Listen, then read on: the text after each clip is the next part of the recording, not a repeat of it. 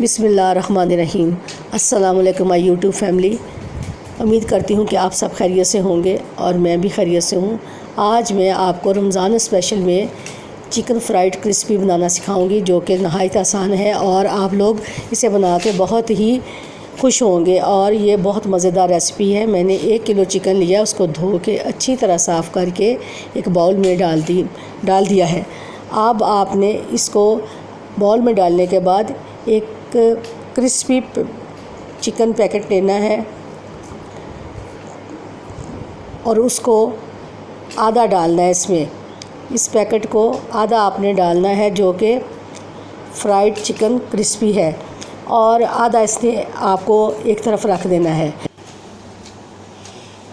हाँ जी, अब आपने आधा पैकेट रख देना है। मैंने कनौर का पैकेट इस्तेमाल किया है, आप जौन सा मर्ज़ी कर सकते हैं। इससे बहुत मज़े का बनता है कनौर के पैकेट से।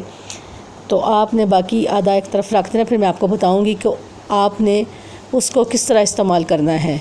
अब ये जो मैंने आधा इस पर गोश्त के ऊपर छिड़का है, अब इसको आपने 3 चम्मच पानी टेबल स्पून डाल देना है, ताकि ये मसाला थोड़ा नरम हो जाए और हलाने में आसानी हो जाए, मिक्स करने में आसानी हो जाए।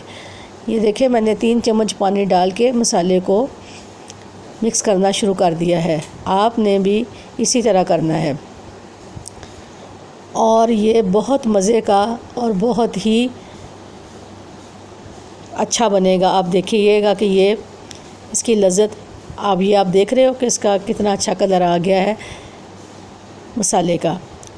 इसमें आपने कोई अदरक लहसुन कोई मसाला ज़्यादा नहीं डालने, सिर्फ यही पैकेट है जो आपने इस्तेमाल करना है। और इसी को आपने मिक्स करके 10-15 मिनट के लिए ढक के रख देना है, या आधे घंटे के लिए बंद करके रख देना है कि इसमें मसाला जज़्ब हो जाए। अब आपने 2 कप मैदा लेना है और उसमें जो मैंने आधा पैकेट छोड़ा था कनौर का, वो उसमें आपने शामिल कर देना है।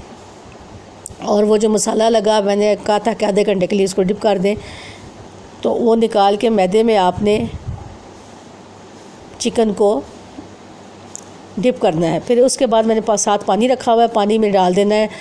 1 सेकंड के लिए डाल के पानी में से निकाल लें। उसके बाद आप इसको अच्छी तरह क्रिस्प कर लें। जब देखें कि इसको 2-3-4 दफ़ा आपने इस तरह कर लिया, फिर आप इसको कढ़ाई में डाल के रख दें, एक एक करके कढ़ाई में रख दें। फिर आप देखें, ये कढ़ाई में से एक हिस्सा बहुत प्यारा क्रिस्पी और बहुत शानदार कलर आ गया इसमें। आपने भी सेम इसी तरह करना है। फिर आपने दूसरा हिस्सा इसका पलट देना है और उसको भी आपने इसी तरह कलर देना है। आँच आपने धीमी रखनी है, तेज़ आँच से ये अंदर से पकेगा नहीं। जितनी आप आँच धीमी रखेंगे, ये अंदर से खूब पकेगा।